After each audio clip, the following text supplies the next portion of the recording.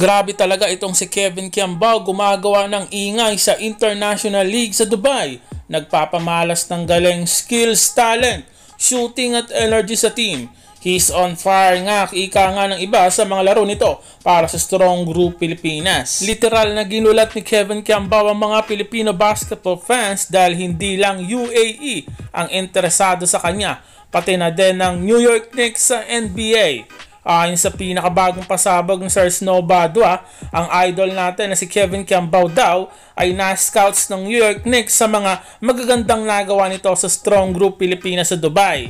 Sabi na may makakapansin sa laruan ng Strong Group dahil ang ilang NBA scouts ay pinapanood pa rin si Dwight Howard na gusto pa rin makabalik sa NBA. Ang pinakamatindi pa dito ayon sa post si Sir Snow Badua, mismong New York Knicks ang nag-i-scouts kay Kevin Kiambao at hindi siya nag-apply para makapaglaro siya sa NBA Summer League ngayong taon.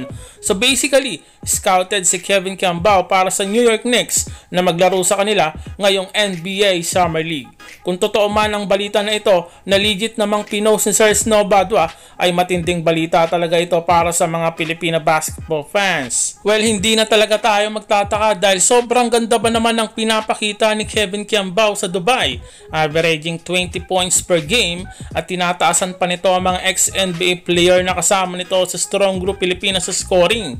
Kabilaan nga ang interested kay Kiambao ang UAE at New York Knicks ng NBA. Sana lang may tanggapin si Kevin Kiambao, lalo pat nag-commit na ata ito sa Lasal at kasama pa nito si Coach Topic Robinson sa coaching staff ng Strong Group Pilipinas na head coach nito sa Lasal. Kung totoo talagang mainteresado kay Kiambao, tanggapin na nito dahil bihira lang ito dumating sa mga basketball player lalo na galing sa Pilipinas. Ma-showcase lang nito ang talent sa NBA Summer League, masaya na tayo. O tanggapin nito ang offer sa UAE, masaya na tayo.